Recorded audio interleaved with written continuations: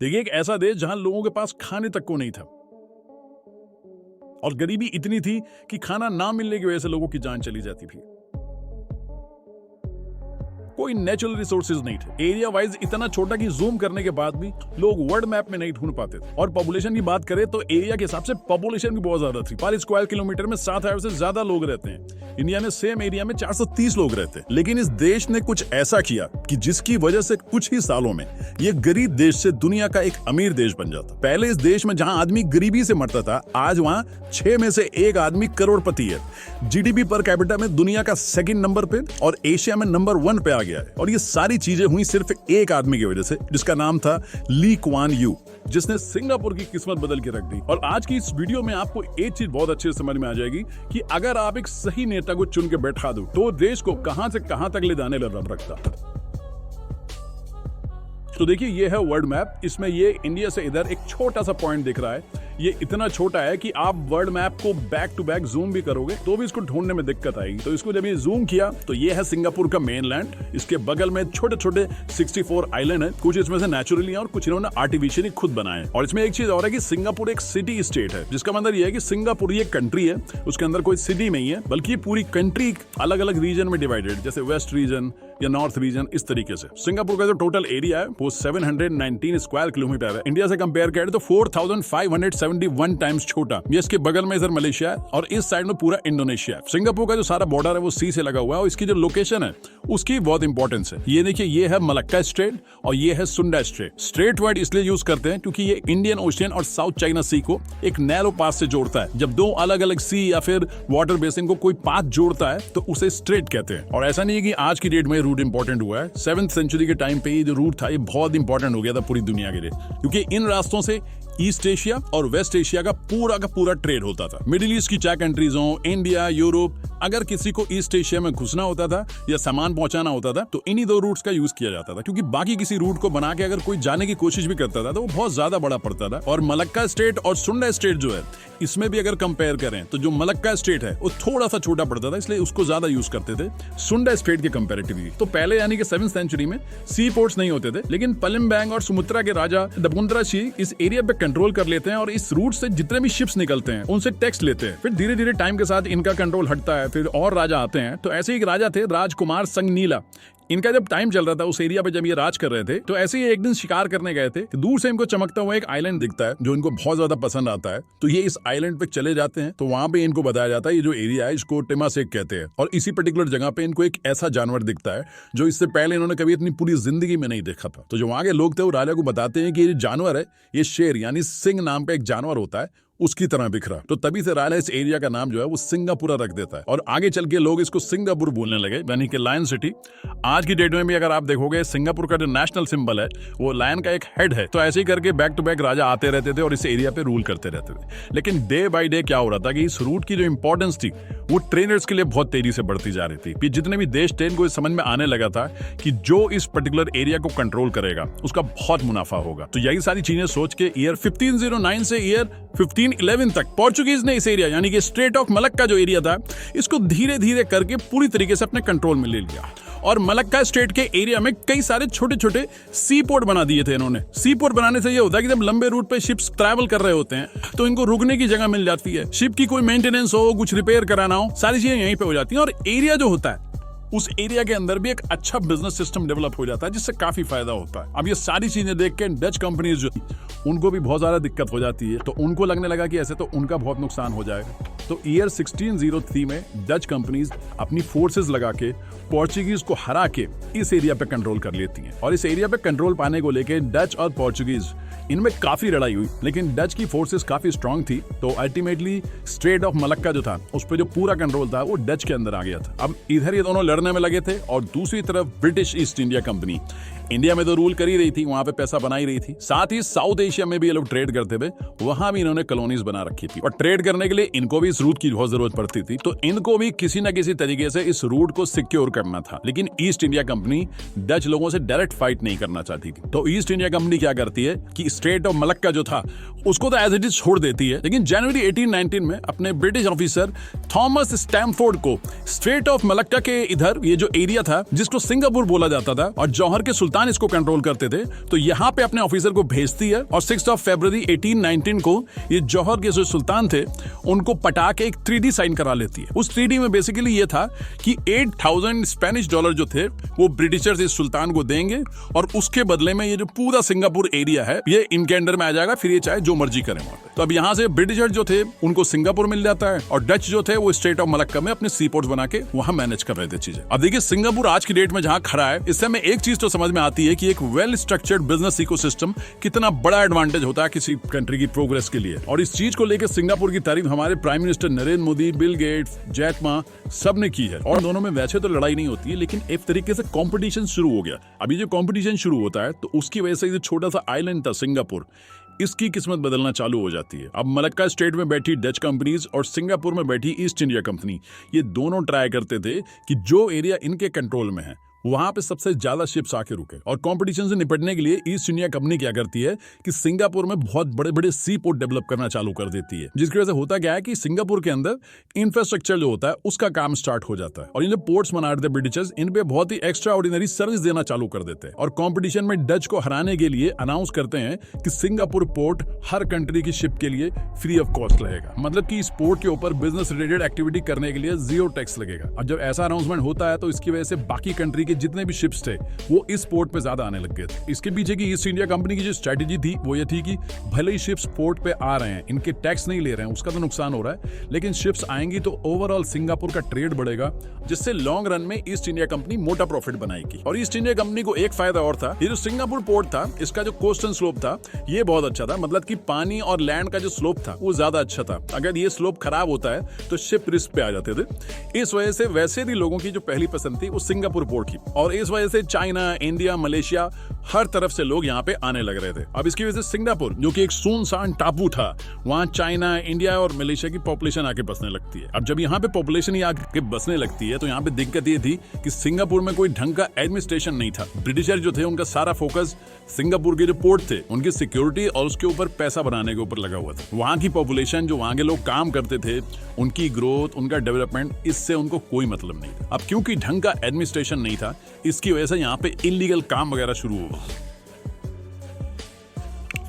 तो इस वजह से सिंगापुर पोर्ट जो था वो अपने पोर्ट की बजाय इलीगल एक्टिविटी का जो अड्डा है उसके नाम से ज्यादा फेमस होने लगा था। अलग अलग कंट्रीज से लोग यहाँ पे आके अफीम का नशा करते थे, जुआ खेलते थे, slave trading, commercial sex worker यहाँ पे ऑपरेट होने लगी थी, वायलेंस बहुत ज्यादा बढ़ गया था। इस रूट से घुसने वाले जो ट्रेडर्स भी थे वो सिंगापुर को एक अय्याशी का अड्डा समझते थे, और ब्रिटिशर जो थे वहां पे जो लोग काम करते थे उनको बस एक लेबर क्लास समझते थे, कम पैसे में ज्यादा काम करने वाले लेबर, और इससे ज्यादा उनको कोई मतलब नहीं था। अब देखिए इसके बाद होता क्या है कि उस पोर्ट पे ब्रिटिशर जो पैसा कमा रहे थे वो जितना उन्होंने एक्सपेक्ट किया था उतना नहीं कमा पा रहे थे। और वहीं थोड़ी दूर में बगल पे ही एक चाइना देश था जिसको ब्रिटिशर्स देखते हैं कि वो बहुत ज्यादा पैसा बना रहा है, क्योंकि चाइना के बगल में जो सी थी वहां पे बहुत सारे नेचुरल रिसोर्सेज निकल रहे थे जिसको वो दुनिया भर में बेच रहा था, और यूके को भी लेना पड़ रहा था वहीं से। अब ये सारी चीजें देख के ब्रिटिशर जो थे वो चाइना से भी इतने खुश नहीं थे। उनको ये लग रहा था कि हमें पैसे देके इनसे इतना कुछ लेना पड़ रहा है और हमारे पास कोई ऐसी चीज नहीं है जिसकी जरूरत चाइना को हो। एक्चुअली ट्रेड जब दोनों तरफ से होता है तभी देशों को फायदा होता है। तो इससे निपटने के लिए ब्रिटिशर्स ने एक अजीबोगरीब तरीका अपनाया। इनके पास ऐसा तो कोई प्रोडक्ट था नहीं जिसके ऊपर चाइना के लोगों की डिपेंडेंसी हो, तो अंग्रेजों ने एक प्रोडक्ट आइडेंटिफाई किया, उसको चाइना में भेजा, उसकी लत लगाई, और जब चाइना के लोगों को उसकी लत लग गई, उस पर ज्यादा डिपेंडेंसी हो गई, तो वही चीज चाइना को एक्सपोर्ट करने लगे और चाइना की भी मजबूरी हो गई इंपोर्ट करके उस प्रोडक्ट को लेने की। और उस प्रोडक्ट का नाम था ओपियम, यानी कि अफीम। इसकी वजह से पूरे चाइना में अफीम का जो नशा था वो बहुत तेजी से फैल गया था। अभी जो नशा चाइना में फैला था धीरे धीरे सिंगापुर में भी पहुंच गया था, क्योंकि मोस्टली सिंगापुर के अंदर चाइनीज लेबर जो थी वही आती थी। अगर मैं ईयर 1847 का डेटा लूं तो ईयर 1847 तक सिंगापुर जो कि एक सुनसान 70,000 हो गई थी, जिसमें से 40,000 सिर्फ चाइनीज थे, और इस पॉपुलेशन में से भी 15,000 लोग अफीम का नशा कर रहे थे। तो आप सोच के देख सकते हैं कि जहां इतने सारे लोग नशा कर रहे हो तो वहां पे सड़कों पे क्या हाल हो रहा होगा। और वैसे भी सिंगापुर की जो मेजोरिटी ऑफ पॉपुलेशन थी बिना किसी सपोर्ट और एंटरटेनमेंट के कड़ी मेहनत से ब्रिटिशर्स के लिए कम पैसे में काम करती थी, तो इसलिए वो कुछ प्रोडक्टिव करने के बजाय इस नशे की लत लग गई थी उनको। हाल उस टाइम पे ऐसा हो गया था कि जैसे हम लोग लोग गेस्ट से चाय पूछते हैं, सिंगापुर के अंदर लोग अफीम ऐसे पूछने लगे थे एक दूसरे के घर पे। पैसे की जगह लोग अफीम एक दूसरे को देने लगे थे। अफीम की लत इतनी लग गई थी लोगों को, और पैसे थे नहीं, इस चक्कर में चोरी डाका सब कुछ होना शुरू हो गया था। गरीबी तो पहले ही थी, ये चीज और शुरू हो गई थी। लेकिन इसके बाद एक चीज ऐसी होती है जिसकी वजह से सिंगापुर की जो सिचुएशन होती है वो ठीक होती है थोड़ी। एक्चुअली नवंबर 1869 में इजिप्ट का स्विस कनाल जो था वो ओपन हो जाता है। तो पहले ये दो जो रूट थे वो यूज होते थे, जिसकी वजह से सुंडा स्ट्रेट और मलक्का स्ट्रेट दोनों का ट्रैफिक डिवाइड हो जाता था। लेकिन जब स्विस कनाल खुल जाता है तो ट्रेडर्स ये रूट यूज करने लगते हैं, क्योंकि अब ट्रेडर्स के लिए ये रूट छोटा पड़ने लगा था। खाली इंग्लैंड से चाइना का जो रूट था वो 5000 माइल्स कम हो गया था। तो इसकी वजह से स्टेट ऑफ मलक्का और उसके पास में जो सिंगापुर था उसकी इंपॉर्टेंस बहुत ज्यादा बढ़ गई थी। अब यहाँ से सिंगापुर पोर्ट का जो ट्रेड था वो बूम करता है। दुनिया भर से सिंगापुर में ट्रेडर्स आने लगते हैं, मैन पावर की डिमांड बढ़ जाती है। सिंगापुर के आसपास के जितने भी देश थे वहां से लोग काम करने के लिए सिंगापुर में आने लगे, और इसकी वजह से पॉपुलेशन भी बढ़ने लगी थी सिंगापुर की। और जब पॉपुलेशन बढ़ने लगी तो ब्रिटिशर्स ने रूल्स और रेगुलेशन भी बनाए। एडमिनिस्ट्रेशन पर ध्यान देना उसकी मजबूरी हो गई थी। पुलिस और सोल्जर्स जो थे वो भी देखने पड़े थे। लेबर की जरूरत के हिसाब से इंफ्रास्ट्रक्चर भी बनाना पड़ा। तो इन सब वजह से सिंगापुर ब्रिटिश की कॉलोनी बनके एक प्रॉपर देश की तरह वर्क करने लगा था। लेकिन होता क्या है कि ईयर 1914 में वर्ल्ड वॉर शुरू हो जाती है। अब इस वॉर से सिंगापुर का कुछ लेना देना तो नहीं था, लेकिन ब्रिटेन इसमें इन्वॉल्व था। तो इसकी वजह से अंग्रेजों का जो फोकस था वो लड़ाई में था। और दूसरी चीज, इस वॉर की वजह से ग्लोबल ट्रेडिंग जो थी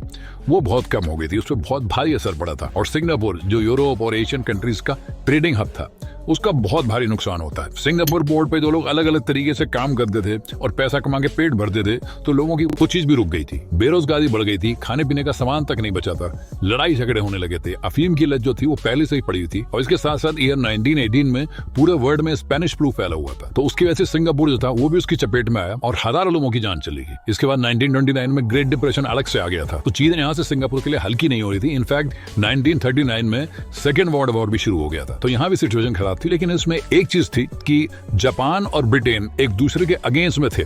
तो जापान ने क्या किया कि 8 फरवरी 1942 को सिंगापुर पे हमला कर दिया था, और सिर्फ 7 दिन के अंदर जापान आर्मी ब्रिटिश की आर्मी को हरा के उनके हजारों सोल्जर्स को तो मारती है, लेकिन उसके बाद सिंगापुर में घुस के बुरी तरीके से मारकाट मचाती है। जो आम लोग थे उनको मारती है।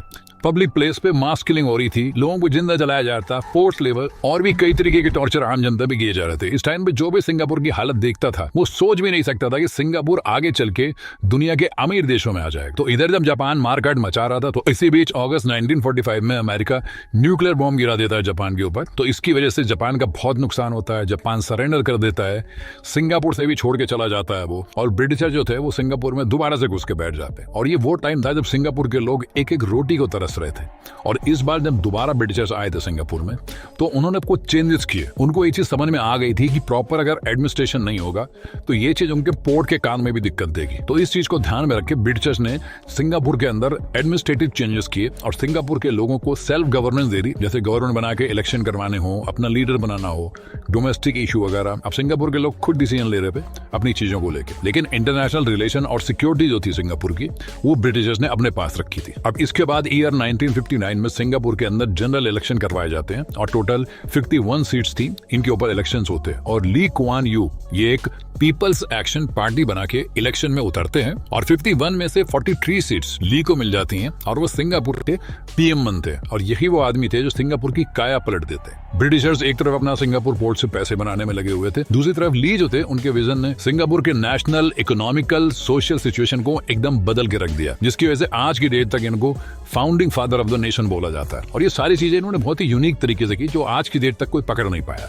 लोग ट्राई करते हैं लेकिन वो सक्सेसफुल नहीं हो पाता है। अब आप इसमें ये कह सकते हो कि सिंगापुर की लोकेशन अच्छी थी इसलिए ऐसा हो पाया, लेकिन लोकेशन जो थी वो इंडोनेशिया, मलेशिया, थाईलैंड इनकी भी बहुत बढ़िया थी। लेकिन सिंगापुर के अंदर प्राइम मिनिस्टर ली ने ऐसी ऐसी एक्टिविटी करी जिसकी वजह से सिंगापुर एकदम बदल गया। और ऐसा क्या क्या किया उन्होंने वो भी डिस्कस करते हैं। अब देखिए, जैसे ही ली कुआन यू सिंगापुर के प्राइम मिनिस्टर बनते हैं तो उनको ये चीज पता थी कि अगर सिंगापुर अपने दम पे खड़ा नहीं हुआ तो सिंगापुर एज अ देश बचेगा ही नहीं, क्योंकि उनको डर था कि अगर गलती से भी ब्रिटिशर छोड़ के चले गए तो सिक्योरिटी वगैरह बाकी सारी चीजें कैसे मैनेज होंगी, इसके बारे में किसी को कोई आइडिया नहीं था। और सिंगापुर में चाइनीज पॉपुलेशन बहुत ज्यादा थी, तो कम्युनिस्ट पावर जैसे सोवियत यूनियन और कम्युनिस्ट चाइना, इनकी नजर भी सिंगापुर के ऊपर थी कि कैसे भी करके जो इलेक्शन वगैरह हो रहे हैं, ये जो पार्टी वगैरह पीएम वगैरह बन रहे हैं, इनको हटा के कम्युनिस्ट गवर्नमेंट जो है उसको एस्टैब्लिश किया जाए सिंगापुर के अंदर। तो पीएम ली के सामने ये तो एक चैलेंज था ही था, लेकिन उससे भी बड़ा चैलेंज था कि सिंगापुर में गरीबी झुग्गी झोपड़ियां, भूखमरी, अफीम के अड्डे, क्राइम और रेशियल अनरेस्ट जिस लेवल पे था उतना पूरी दुनिया में कहीं नहीं था। उस टाइम पर अनएम्प्लॉयमेंट बहुत ज्यादा था, खाने की बहुत दिक्कत थी, लेकिन उसके बाद भी हर हफ्ते कोई ना कोई वर्कर का ग्रुप जो था वो स्ट्राइक कर देता था। सिंगापुर के अंदर लोग बहुत ही डिवाइडेड रहते थे, सिर्फ अपनी कम्युनिटी से ही मतलब रखते थे। सिंगापुर एज अ नेशन किसी का कोई लेना देना नहीं था, सब अपनी कम्युनिटी से मतलब रखते थे। और जो एरिया भी थे वो भी उन्होंने कम्युनिटी वाइज बांट लिए थे। जैसे चाइनीज पॉपुलेशन की जो मेजोरिटी थी वो डाउनटाउन एरिया में रहती थी, मलेशिया की काम्पोंग ग्लैम में रहती थी, इंडियन जो थे वो सिरांग बूंग जो था वहां पे मेजोरिटी में थे। अब क्योंकि पूरा देश जो था वो एकजुट नहीं था, इस वजह से सिंगापुर का बहुत नुकसान हो रहा था। तो पीएम ली जो थे उन्होंने सबसे पहले यही डिसाइड किया कि पूरे देश को यूनाइट करना होगा, वरना कोई भी पॉलिसी लेके आएंगे सब बेकार हो जाएगी। और पीएम बनते ही इन्होंने सिंगापुर का नेशनल फ्लैग और नेशनल एंथम बनाया। इनका जो नेशनल एंथम है वो भी बहुत छोटा सा है, इनकी जो करेंसी होती है उसके पीछे ही छपा होता है, उतने छोटे से एरिया में इनका पूरा नेशनल एंथम जो वो कवर हो जाता है। तो इन सारी चीजों से निपटने के लिए पीएम ली क्या करते हैं, फरवरी 1960 में जो 70% आबादी झुग्गी झोपड़ी में रहती थी इनकी, अलग अलग कम्युनिटी बना के उसको खत्म करने के लिए पीएम ली ने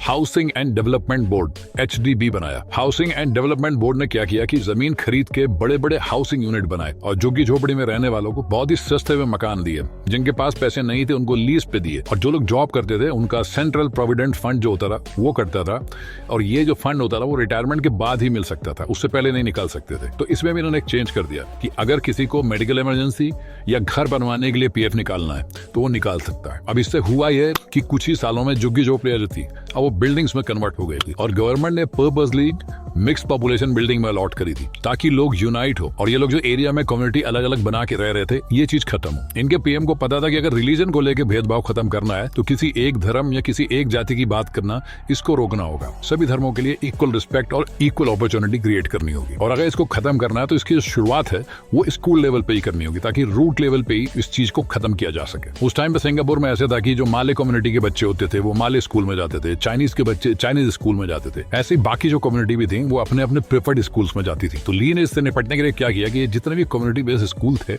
इनसे कहीं ज्यादा अच्छा इंफ्रास्ट्रक्चर और फैसिलिटी वाले गवर्नमेंट स्कूल स्टार्ट कर दिए, और बहुत ही कम पैसे में गवर्नमेंट स्कूल ऑफर किए। और जब लोगों ने फैसिलिटी और पढ़ाई देखी कि कम पैसे में इतनी अच्छी फैसिलिटी, इतनी अच्छी पढ़ाई मिल रही है, तो लोगों ने अपनी कम्युनिटी वाले स्कूल जो थे वहां से बच्चों को निकाल के गवर्नमेंट स्कूल में डालना प्रेफर किया, क्योंकि उनको कम पैसे में high class education government school में ही मिल जा रही थी। और इन स्कूल्स के अंदर भी गवर्नमेंट का फोकस था कि कैसे हर एक धर्म की रिस्पेक्ट करनी है और यूनाइट होकर रहना है। बच्चों के फैंसी ड्रेस कॉम्पिटिशन में भी, जैसे चाइनीज बच्चा है तो माले की ट्रेडिशनल ड्रेस पहन के तब परफॉर्म करता था। तो इस तरीके का कल्चर इन्होंने स्कूल में डेवलप किया, और टीचर जो थे उनको भी यही इंस्ट्रक्ट किया गया। इसके बाद इनके पीएम ने मिनिस्ट्री ऑफ कल्चर बनाया, इसका भी यही एम था कि लोगों को यूनाइट करना। इसमें इन्होंने जो कल्चरल इवेंट करवाए वो एक लैंग्वेज की बजाय मल्टीपल लैंग्वेजेस में करवाए, और कई कई जगह पे तो ऐसा था कि जो चाइनीज था वो माले के कल्चरल जो इवेंट होते थे उसमें पार्टिसिपेट करता था, ऐसे ही माले जो थे वो चाइनीज के इवेंट में पार्टिसिपेट करते थे। और सिंगापुर के अंदर जो मेजोरिटी थी वो चाइनीज, माले, तमिल और इंग्लिश बोलने वालों की थी, तो इन चारों लैंग्वेजेस को ऑफिशियल लैंग्वेज बना दिया गया था। अब देखिए, देश को यूनाइट करने में तो पीएम कामयाब हो गए थे इनके, लेकिन देश की जो इकोनॉमी थी वो सिर्फ टिन और रबड़ के प्रोडक्ट्स से इसी पे टिकी हुई थी। उसका भी कंट्रोल मलेशिया के हाथ में था, क्योंकि वही इनका बहुत बड़ा इंपोर्टर था। और इसी के साथ साथ सिंगापुर में कोई नेचुरल रिसोर्सेज नहीं थी जिसके बेसिस पे वो कुछ पैसे बना पाए। और दूसरी चीज, सिक्योरिटी भी जो थी वो ब्रिटिशर संभाल रहे थे। मान लो अगर ब्रिटिशर छोड़ के चले जाते तो 2 मिनट लगते किसी भी देश को सिंगापुर की एग्जिस्टेंस खत्म करने में। तो इनके जो पीएम थे उनको कहीं ना कहीं डे 1 से ये चीज लगती थी कि अगर मलेशिया का सपोर्ट रहेगा, और वो टाइम टू टाइम मलेशिया को खुश करने की कोशिश भी करते थे। जैसे इन्होंने सिंगापुर को माले ओरिजिन का मानते हुए माले को सिंगापुर की नेशनल लैंग्वेज अनाउंस कर दिया था। पीएम का विश्वास था कि इससे मलेशिया को लगेगा कि ये जो सिंगापुर है ये कोई अलग देश नहीं है, ये हमारे जैसे ही लोग हैं, और कल को अगर कुछ होता है तो ये हमारे सपोर्ट में आएंगे। इनफैक्ट सिंगापुर के जो पीएम थे वो ये भी चाहते थे कि कैसे भी करके मलेशिया जो है वो सिंगापुर को अपना एक स्टेट बना ले। तो इधर ये सारी चीजें चल रही थी। इसी के साथ साथ पीएम ली जो थे उनका ये भी मानना था कि जितने भी प्लान बनाए जा रहे हैं, सिंगापुर के अंदर यूनाइट किया जा रहा है, अलग अलग पॉलिसी लेके आई जा रही है, ये सारे प्लान धरे के धरे रह जाएंगे अगर करप्शन रहेगा तो। और इसको लेके जून 1960 में प्रिवेंशन ऑफ करप्शन एक्ट ये पास किया गया, जिसमें पब्लिक या गवर्नमेंट किसी भी सेक्टर में अगर कोई करप्शन में पकड़ा गया तो उसे 1 लाख सिंगापुर डॉलर की पेनल्टी या फिर 5 से 7 साल की जेल, ये दोनों हो सकती है। इन करप्शन केसेस की जांच वगैरह के लिए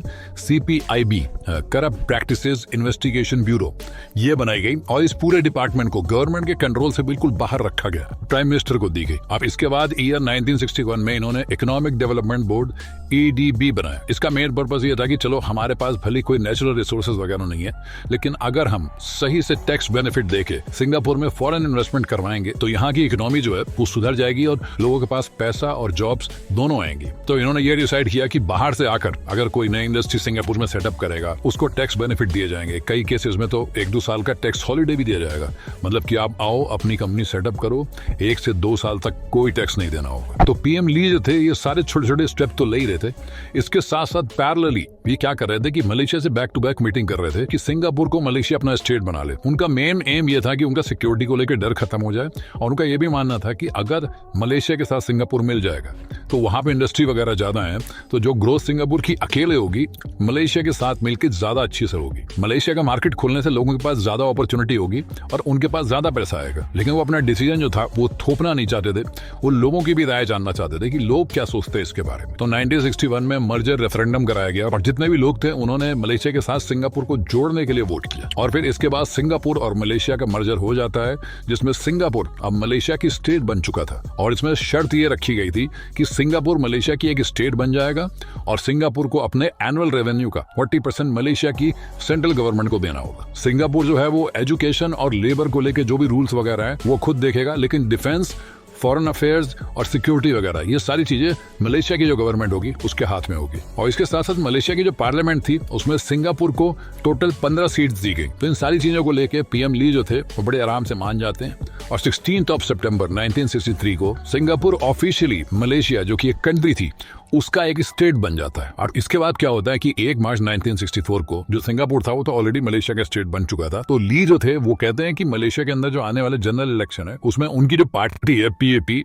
वो भी इलेक्शन लड़ेगी। अभी पहली बार था जो मलेशिया की गवर्नमेंट थी उनको थोड़ी सी दिक्कत होना शुरू हो गई थी क्योंकि सिंगापुर जो था उसमें माले और चाइनीज दोनों पॉपुलेशन थी। तो इनको लगने लगा कि ये सिंगापुर की जो पॉलिटिकल पार्टी है ये इलेक्शन वगैरह में घुस के खुद ना बड़ी बन जाए और इनकी पॉलिटिकल पार्टी पीछे ना रह जाए। अब इधर ये सारी चीज चल रही थी। इसी के साथ साथ 21 जुलाई 1964 को क्या होता है, मलेशियन मुस्लिम्स जो थे वो हजरत मोहम्मद का बर्थडे सेलिब्रेट कर रहे थे और इसी टाइम पे इनकी जो सिंगापुर के अंदर जो चाइनीज मुस्लिम्स थे उनसे कुछ कहासुनी हो जाती है और बात इतनी बढ़ जाती है कि दंगे हो जाते हैं। 23 लोगों की जान चली जाती है और कई सौ लोग घायल हो जाते हैं। और बात यहाँ भी नहीं रुकती है, 1 महीने बाद फिर से मुस्लिम्स और चाइनीज जो थे उनमें दंगे हो जाते हैं।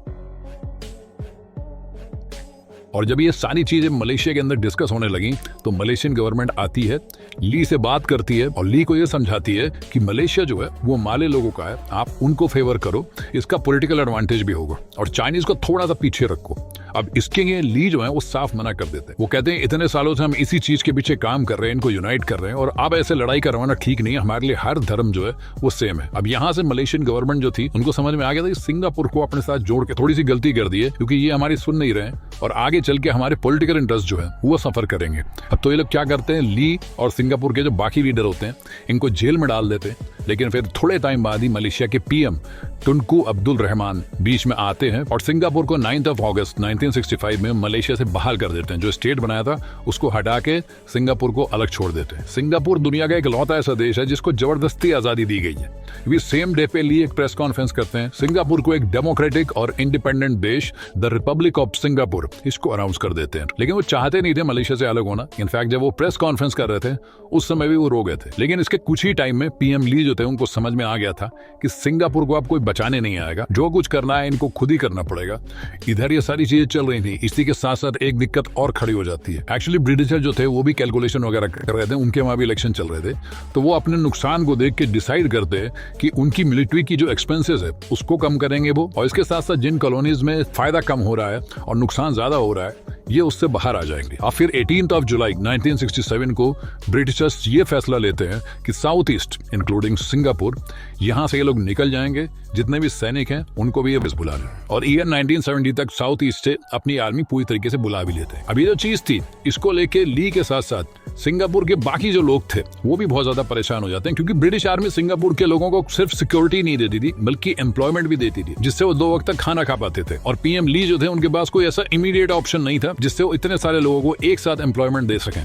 ली क्या करते हैं, वो लंदन जाके रिक्वेस्ट करते हैं, बहुत मनाने की कोशिश करते हैं, लेकिन कोई भी चीज काम नहीं करती और ब्रिटिशर्स आराम से सिंगापुर छोड़ के चले जाते हैं। अब इस टाइम पे सिंगापुर पूरी तरीके से अकेला पड़ जाता है, जो थोड़ा बहुत एम्प्लॉयमेंट था वो भी कम हो चुका था। सिंगापुर की जो हालत थी वो सिक्योरिटी के नाम पे भी काफी खराब हो गई थी। इनके पास सिर्फ हजार लोगों की 2 बटालियन थी, 2 शिप्स थे और एयरफोर्स तो थी ही नहीं, लेकिन फिर भी अपनी खुद की आर्म फोर्स वगैरह बना के जैसे तैसे आगे बढ़ते हैं। अब इसके बाद ली के सामने डू और डाई वाली सिचुएशन थी और ली बैक टू बैक स्टेप लेना चालू करते हैं। पहली चीज तो ली ये करते हैं कि साउथ ईस्ट कंट्रीज जो थी उनके साथ बैक टू बैक बात करते हैं और association of south east Asian nation इसको बनाते हैं, जिसमें सिंगापुर के साथ मलेशिया, इंडोनेशिया, फिलीपींस और थाईलैंड इनको जोड़ते हैं, ताकि ये सारे लोग एक दूसरे का सपोर्ट करें इकोनॉमिकली भी और रीजन के अंदर जो पीस है उसको मेंटेन करें, और अगर कोई दिक्कत आती है किसी के ऊपर तो उसको सपोर्ट करें। नेक्स्ट स्टेप ली ये लेते हैं कि जून 1968 में जुरोंग टाउन कॉर्पोरेशन बनाते हैं। जुरोंग सिंगापुर के वेस्ट रीजन के एरिया को कहते हैं। तो इसमें ली ये डिसाइड करते हैं कि इस एरिया को ये एक इंडस्ट्रियल हब बनाएंगे, जहां बाहर की कंट्रीज की कंपनीज जो हैं वो आएंगी यहाँ पे और अपनी कंपनी सेटअप करेंगे। अब क्वेश्चन ये है कि बाहर की कंट्रीज जो हैं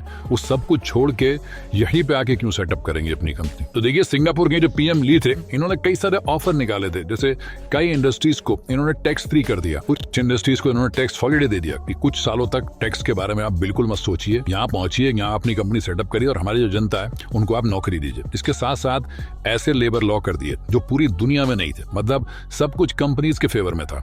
लेबर के ऊपर भी जो कंट्रोल था, सिंगापुर की जो लेबर थी उनका कंट्रोल भी कंपनियों के पास ही था ज्यादातर। लोग भी जो थे वो काफी गरीबी में थे, तो वो भी काम करने से पीछे नहीं हटते हैं। और ली बैक टू बैक मीटिंग करके USA, Japan, Hong Kong, Taiwan, Malaysia, Australia के साथ साथ यूरोपियन देशों की भी जो कंपनीज थी उनको भी मना लेते हैं सिंगापुर में आके सेटअप करने के लिए। सिर्फ 2 साल के अंदर अंदर 250 से ज्यादा कंपनी सिंगापुर में आ जाती हैं और सिंगापुर में 32,000 से ज्यादा जॉब्स क्रिएट हो जाती है। इसके बाद भी इन्होंने बड़ी बड़ी ऑयल रिफाइनिंग इंडस्ट्री सेटअप करना स्टार्ट किया और इस तरीके से किया कि सिंगापुर वर्ल्ड का तीसरा सबसे बड़ा ऑयल रिफाइनिंग सेंटर भी बन गया। तो ये छोटे छोटे इंसिडेंट जो हुए थे, इससे ये हुआ था कि मलेशिया के ऊपर सिंगापुर की जो डिपेंडेंसी थी वो खत्म हो गई थी, क्योंकि इनके जो पीएम ली थे उन्होंने खुद ही सिंगापुर के अंदर काफी सारी जॉब्स क्रिएट कर दी थी। अब ईयर 1970 आते आते ली जो चाह रहे थे वो तो उन्होंने अचीव कर लिया था।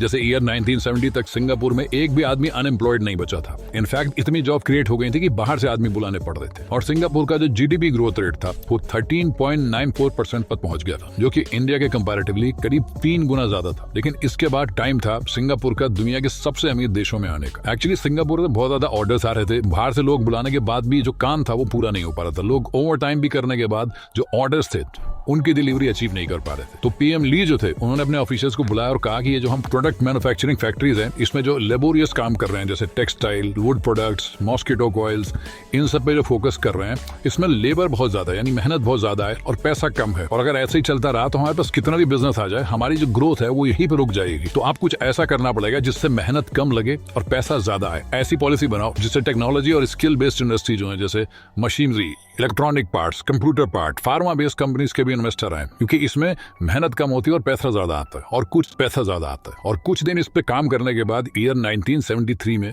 इनका जो इकोनॉमिक डेवलपमेंट बोर्ड था, ईडीबी, ये अनाउंस करता है कि जो इन्वेस्टर सिंगापुर में हाई टेक्नोलॉजी इंडस्ट्री सेटअप करेगा उनको 5 साल तक सिंगापुर के अंदर टैक्स की कोई टेंशन लेने की जरूरत नहीं है। 5 साल तक 1 भी रुपया टैक्स के रूप में नहीं देना होगा। ये चीज इन्होंने बाहर की कंपनीज को तो ऑफर की थी। दूसरा, जो इन्होंने खुद के देश में जो कंपनीज थी उनको भी बोला कि अगर कोई मशीनरी और स्टाफ जो अपग्रेड करेगा, टेक्नोलॉजी लेवल को इंप्रूव करेगा, तो उनको भी टैक्स में इंसेंटिव मिलेगा।